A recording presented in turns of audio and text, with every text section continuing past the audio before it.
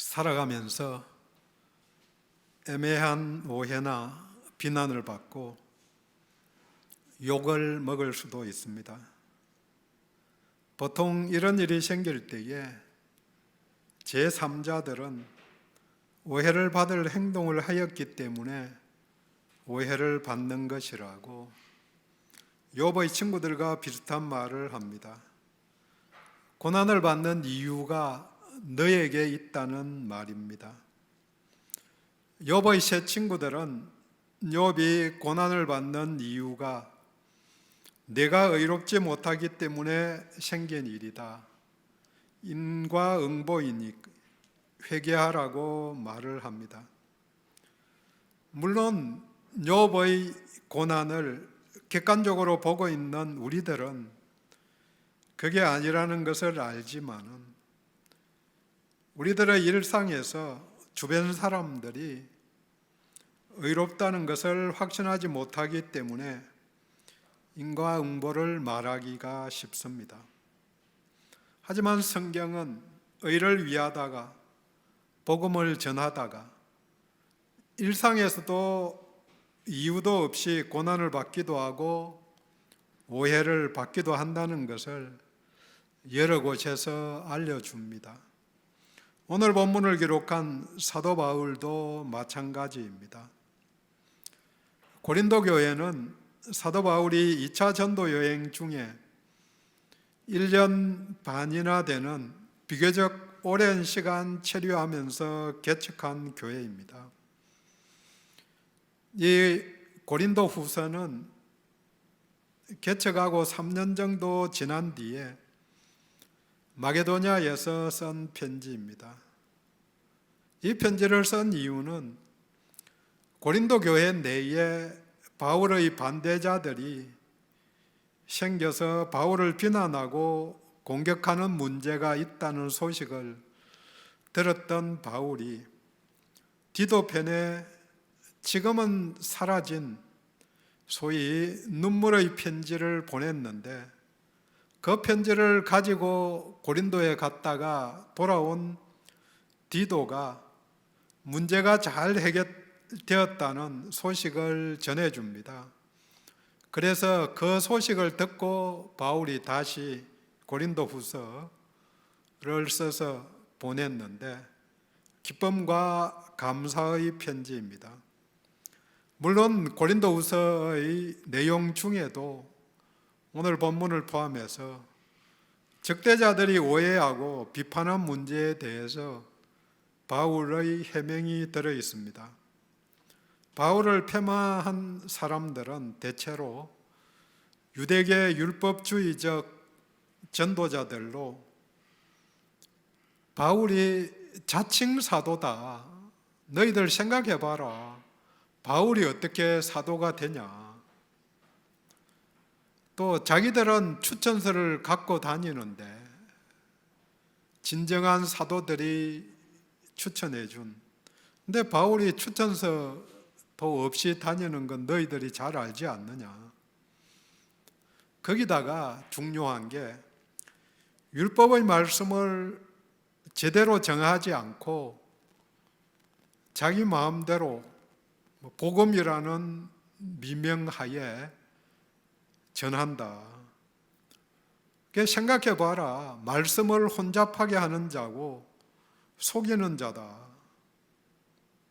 거기에 대비해서 자신들은 정당한 사도들의 추천서도 받아왔고 율법의 말씀도 정확하게 증거한다고 이야기를 합니다. 이런 공격에 대해서 바울은 3장 1절에서 자천할 필요도 없다, 추천서를 받을 필요가 없다. 왜냐하면 3장 2절에 너희가 우리의 편지다, 이걸 조금 구체적으로 3장 3절에서 너희는 우리로 말미암아 나타난 그리스도의 편지다, 너희들이 내 편지고 너희들이 그리스도의 편지니까 너희들이 나의 또 그리스도의 추천서라고 당당하게 말합니다. 물론 오늘 함께 읽은 본문 4장 2절에도 하나님 앞에서 스스로를 추천한다고 추천서 문제를 정면 돌파합니다. 동시에 4장 2절에서 숨은 부끄러운 일을 버렸다, 속임을 행하지도 않았다, 말씀을 혼잡하게 하지도 않고, 혼잡하게 한다는 말이 희석한다는 말인데, 진리를 진리대로 정확하게 증거했다고 이야기합니다.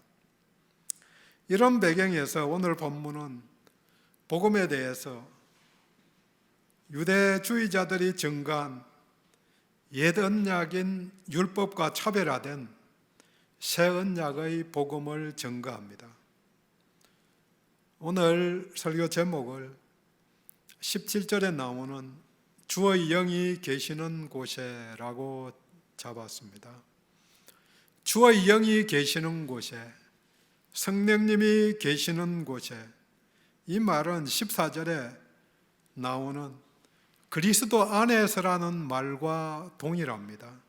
주의 영이 계시는 곳에, 곧 그곳이 그리스도 안에 있는 자들에게 해당되고, 또 16절에 보면 주께로 돌아가면 이란 말과 동격입니다. 예수를 믿는 자, 예수를 주님으로 영접한 사람들은 주께로 돌아선 사람입니다. 그리고 이들은 그리스도 안에 있는 사람들입니다. 그런 자들에게 성령님이 내주하십니다. 고린도전서 3장 16절 잘 아는 구절입니다. 너희가 하나님의 성전인 것과 하나님의 성령이 너희 안에 계시는 것을 알지 못하느냐. 성도들은 예수를 구세주로 또 주님으로 믿는 사람들은 성령이 내주하는 성전이 된 것입니다. 주의 영이 내주하는 자들에게, 성도들에게 주신 하나님의 은혜가 아주 많지만 오늘 본문은 세 가지 은혜를 거론합니다. 이 세 가지 은혜 함께 나누도록 합니다. 주의 영이 계신 곳에 주어지는 것, 첫 번째로 우리의 자유입니다. 17절에 주의 영이 계신 곳에는 자유가 있느니라. 성령이 거하시면 성도들을 진리 가운데로 인도하십니다. 또 진리가 있으면 자유케 됩니다. 요한복음 16장 13절에 진리의 성령이 오시면 그가 너희를 모든 진리 가운데로 인도하시리니. 연결해서 요한복음 8장 31절 이하에 너희가 내 말에 거하면 참으로 내 제자가 되고 진리를 알지니 진리가 너희를 자유케 하리라. 진리 대신 예수 안에 있으면 당연히 진리가 그들에게 거하고 또 당연하게 자유케 되는 것입니다. 요한복음 8장 36절은 그러므로 아들이 너희를 자유롭게 하면 너희가 참으로 자유로우리라. 참된 자유, 예수 안에 있을 때, 그분 안에, 그분의 진리 안에 거할 때 자유가 임하는 것입니다. 이 자유는 내 마음대로 할 수 있는 자유가 아니라 내가 죄의 종이었던 상태, 속박된 상태에서 노임을 받은 것입니다. 출애굽하는 것입니다. 출애굽을 해야, 죄의 종에서 자유를 얻어야 비로소 선을 행하고 또 악에서 벗어날 수 있습니다. 미움과 원망의 마음에서 벗어나야 용서를 할 수 있고 평안을 얻을 수 있습니다. 시기와 질투에서 벗어나야 화목을 이룰 수 있습니다. 여러 가지 죄와 악에서 벗어나서 의와 선을 행할 수 있는 씨앗이 심겨진 것입니다. 그리고 이 자유는 막힌 담을 흘고 자유롭게 왕래하게 만들어 줍니다. 예수님이 십자가에 돌아가시면서 성전 휘장이 찢어져서 하나님 앞에 누구든지 또 언제든지 자유롭게 나아갈 수 있는 길을 열어주셨습니다. 그 혜택이 예수 안에 있는 자들에게, 주의 영이 임한 자들에게 주어지는 것입니다. 또 이 자유가 무엇인가? 본문은 모세를 통해서 옛 언약의 율법을 베일을 통해서 수건으로 가려졌던 것이 벗겨진다는 의미로 해석합니다. 이것은 출애굽기 34장에서 모세가 하나님을 대면하고 내려왔을 때의 그 상황과 연결됩니다. 하나님의 영광을 대면하고 내려온 모세의 얼굴이 하나님의 영광의 광채를 반영해서 얼굴 피부에서 광채와 빛이 났습니다. 그래서 사람들이 모세를 가까이 하기에 두려워하니 말씀을 전하고는 얼굴을 수건으로 가렸습니다. 바울은 이 상황을 13절에서 장차 없어질 것의 결국, 반영된 영광이 시간이 지나면 사라질 것이기에 그것을 주목하지 못하게 하려고 얼굴에 수건을 썼다고 해석을 합니다. 모세가 왜 수건을 썼을까? 그 얼굴에 나타난 광채는 하나님의 영광이 반영된 것이기 때문에 사라질 것이다. 사라지는 것 보지 못하게 하려고 얼굴에 수건을 썼을 따릅니다. 중요한 것은 이스라엘 사람들에게 바울이 오늘이라 말했던 그날까지 수건이 덮인 채로 모세의 글을 읽고 있다고, 그리고 그것은 완고한 마음 때문에 일어난 일이라고 본문 14절 15절에서 말합니다. 수건을 쓰고 보기 때문에 희미하게 볼 수밖에 없는 거죠. 하나님의 영광을 보지 못하고 사람 모세를 통해서 반영된 광채를 볼 수밖에 없지만 그것조차도 결국 없어질, 사라질 것이라고 말합니다. 율법의 영광은 사라질 영광, 없어질 영광입니다. 옛 언약, 율법을 통해서는 사람들이 아무리 노력해도 하나님의 영광을 볼 수 없고 거기에 도달할 수 없기 때문에 율법에서 벗어나서 복음을 받아들여야 합니다. 당연하게 완고한 마음을 벗고 영적 무지와 편견을 벗고 복음을 그대로 받아들여야 한다고 말하고 있습니다. 고린도 성도들이여, 너희들이 내가 전한 복음으로 인해서 자유를 얻은 것이니 다시 옛 언약인 율법의 종노릇을 하지 말라고 선포하는 것입니다. 을매이는 죄로 인한 편견을 벗어버려야 합니다. 이미 자유롭게 되었는데 완고한 그들의 말을 듣고 율법으로 다시 돌아가면 당연히 말이 안 되는 일입니다. 그리스도 안에 있는 우리들은 이미 의롭게 된, 이미 자유를 얻은 사람들입니다. 복음은 자유의 헌장입니다. 그런데 받은 이 자유를 어디에 사용하느냐가 중요합니다. 이 자유를 사용해야 할, 자유롭게 추구해야 할 것이 바로 영광, 하나님의 영광입니다. 주의 영이 계신 곳에 있는 것, 두 번째로 영광입니다. 18절, 우리가 다 수건을 벗은 얼굴로 거울을 보는 것 같이 주의 영광을 보매, 수건, 즉 베일을 통해서 거울을 보면 희미하게 보일 수밖에 없습니다. 하지만 쓰고 있던 수건을 벗고 보면 훨씬 잘 보이게 되어 있습니다. 대낮에 햇빛 아래에서는 선글라스를 쓰면 잘 보이지만 그늘로 들어오면 선글라스를 벗어야 잘 보이는 거죠. 마찬가지로 율법적인 시각으로 보면은 자유가 보이지 않고 영광도 보이지 않는다. 그런데 먼저 알 것은 이 영광이 무엇이냐? 그러니까 본체적인 영광은 오직 하나님께만 있다는 사실을 기억해야 합니다. 외적인 초월성 또 내적인 탁월성을 말합니다. 위대하심 또 하나님의 완전성을 영광이라고 표현하는데 결국은 하나님의 존재를 말하는 것입니다. 그리고 이 영광은 오직 그 아들 예수와 성령님께만 있습니다.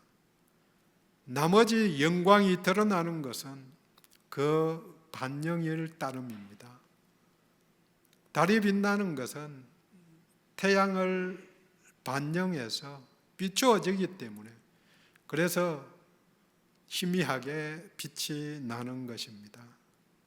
영광 이야기하지만 사람을 통해서는 아주 희미할 수밖에 없는 거죠. 주의 영이 임하시면 주의 영광, 그분의 임재, 그분의 영광의 광채를 보게 됩니다. 그러면 18절에 그와 같은 행상으로 변화하여 수동태입니다. 주의 영으로 말미암아 일어나는 변화입니다. 영광의 모양으로 변하게 된다는 말입니다. 그분을 대면하니 그분이 내주하시니 그분의 영향으로 내가 영광의 모습으로 변하게 됩니다. 타락으로 인해서 잃어버렸던 하나님의 형상을 주의 영이 계시면 성령으로 충만하면 다시 회복되게 됩니다. 파괴된 하나님의 형상이 아니라 회복된 하나님의 형상입니다. 중요한 것은 인생의 목적, 하나님 우리를 창조하신 이유가 하나님께 영광을 돌리는 것이라는 사실입니다. 몇 번 반복한 이사야서 43장 7절 말씀입니다. 내 이름으로 불려지는 모든 자, 곧 내가 내 영광을 위하여 창조한 자를 오게 하라. 그를 내가 지었고 그를 내가 만들었느니라. 내 영광을 위해 창조한 자, 하나님의 영광입니다. 고린도전서 6장 19절은 너희 몸은 너희가 하나님께로부터 받은 바 너희 가운데 계신 성령의 전인 줄 알지 못하느냐. 너희는 너희 자신의 것이 아니라 20절에 값으로 산 것이 되었으니 그런즉 너희 몸으로 하나님께 영광을 돌리라. 값으로 산 것이 되었으니까, 자유를 얻었으니까, 은혜를 입었으니까 하나님께 영광을 돌리라. 고린도전서 10장 31절은 그래서 그런즉 너희가 먹든지 마시든지 무엇을 하든지 다 하나님의 영광을 위하여 하라. 하나님의 영광을 위해서 살아야 합니다. 영광을 돌리는 것은 우리를 통해서 하나님의 존재하심이 드러나는 것입니다. 영광을 돌린다 이 말을 생각할수록 추상적일 수밖에 없는 거죠. 그런데 어떻게 적용할 수 있는가? 그분으로 하나님으로 인정하게 되는 것을 말합니다. 귀하고 중요하게 인정하는 것, 가치 있게 인정하는 것이 영광 돌리는 일입니다.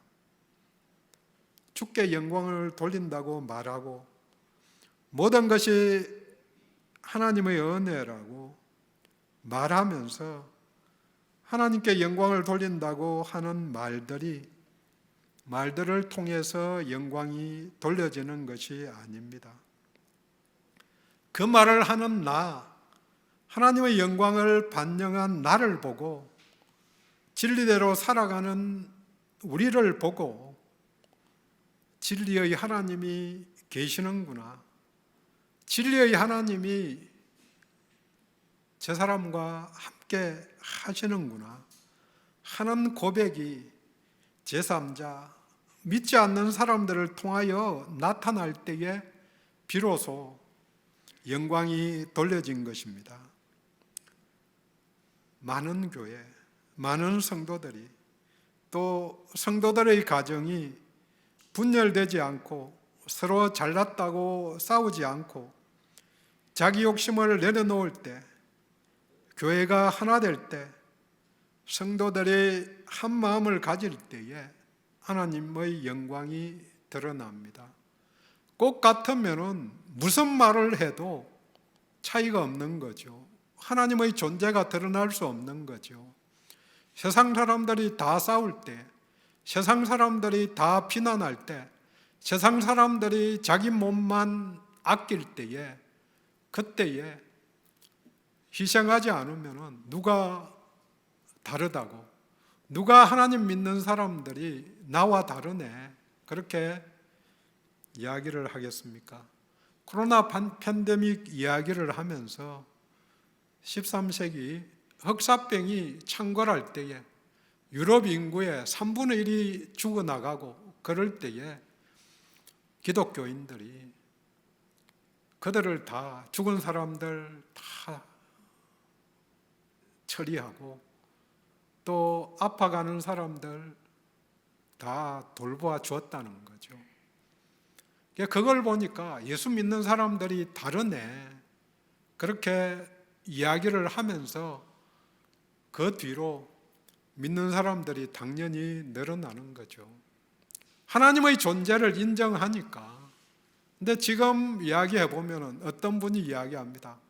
감옥에 가보면 25%가 넘는 사람이, 많이 잡아서 25%인데 기독교인이다. 꼭 같다.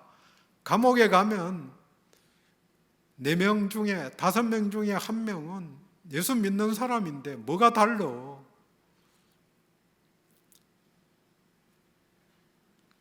뭐가 달라? 그렇게 이야기하면 무슨 말을 해도 내가 이렇게 성공해서 하나님께 영광을 돌린다고, 은혜로 말미암았다고 아무리 이야기해봐도 들리나요? 18절입니다. 영광에서 영광에 이르니 곧 주의 영으로 말미암음이니라. 그리스도의 영광에서 우리도 그 영광을 반영해서 영광스럽게 닮아가게 되는 것입니다. 아주 당연한 일입니다. 성령님이 내주하시는데, 하나님이 함께 하시는데 닮아가지 않는다면 하나님이 안 계신 것입니다. 하나님의 은혜를 입으면 우리도 자비로운 자가 됩니다. 삶은 반영입니다. 자녀들이 부모를 보고 따라하듯이 누구나 묵상하는 것, 추구하는 것을 닮아갑니다. 내가 거룩해지지 않는 것은, 영광으로 변하지 않는 것은 추구하지 않아서 더 좋은 다른 것들을 추구하기 때문입니다. 영광을 돌리고 추구하면 우리도 영광으로 변화되는 것이 당연합니다. 주의 영이 계신 곳에 주어지는 것, 세 번째로 소망입니다. 12절에 우리가 이 같은 소망이 있으므로 담대히 말하노니, 이 소망은 영광에 대한 소망입니다. 영광의 소망은 우리를 담대하게 만들어 줍니다. 이 소망은 넓게는 하나님 나라, 새하늘과 새 땅에서 영생을 누리는 소망입니다. 또 좁게는 현재 내게 임한 샬롬, 평강의 나라가 확장되기를 원하는 소망입니다. 본문 앞 8절부터 11절까지 읽습니다. 하물며 영의 직분은 더욱 영광이 있지 아니하겠느냐? 정죄의 직분도 영광이 있은즉 의의 직분은 영광이 더욱 넘치리라. 영광되었던 것이 더 큰 영광으로 말미암아 이에 영광될 것이 없으나 없어질 것도 영광으로 말미암았은즉 길이 있을 것은 더욱 영광 가운데 있느니라. 없어질 영광이 아니라 영원한 영광을 보고 맛보고 누리고 있으니까, 대면하였을 뿐 아니라 임마누엘 함께하고 계시니까 영원한 영광을 영원히 누리게 될 것을 소망하는 것입니다. 요한일서 3장 3절에 주를 향하여 이 소망을 가진 자마다 그의 깨끗하심과 같이 자기를 깨끗하게 하느니라. 소망이 삶으로 드러나는 것입니다. 누구나 추구하고 누리는 것, 소망하는 것을 나타내고 전하고 있는 중입니다. 무엇을 소망하는지가 본인이 혹시 알지 못해도 주변 사람들의 눈에는 보이게 됩니다. 그러니까 자연스럽게 전달자가 되는 것입니다.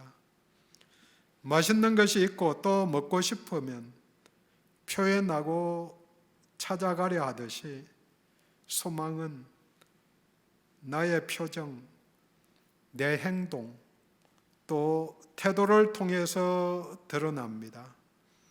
그것이 나를 통해서 그 사역을 하고 있는 것입니다. 이것이 직분과 연결됩니다. 반복하지만 주의 영광을 바라고 소망하면, 내가 영화롭게 되는 것을 바라면 그것이 내 삶을 통해서 드러나게 되어 있습니다. 이런 소망이 있기 때문에 바울은 받은 직분을 담대하게 낙심하지 않고 수행하고 있다고 말합니다. 4장 1절에 우리가 이 직분을 받아 긍휼하심을 입은 대로 낙심하지 아니하고, 긍휼하심, 불쌍히 여기셔서 은혜를 주셨고 그 은혜로 바울은 사도가 되었고 또 영광의 소망을 갖게 해 주셨습니다. 각자의 처지가 어떻든 내가 잘한 게 있어서, 의로운 게 있어서 그래서 부르셨다고 착각하는 분은 아무도 없을 줄 압니다. 2절은 그러므로 오직 진리만을 진리로 전달한다는 의미입니다. 자유를 얻어서 영광을 보았기에 내면의 숨은 부끄러움을 버렸다. 또 속임으로 행하지 않는다. 하나님의 말씀을 혼잡하게 하지 않는다. 혼잡하게 한다는 말은 말씀에 무엇을 더해서 희석시키지 않는다는 의미입니다. 일상에서 전도자들이 또 성도들이 범하기 쉬운 잘못이 말씀을 혼잡하게 하는 것입니다. 말씀의 본질에다가 자신의 생각, 또 우리가 익숙한 문화를 덧붙여서 말하기 때문에 희석이 되는 것입니다. 이에 대한 대표적인 부류가 성경에서 율법주의자들인 바리새인들입니다.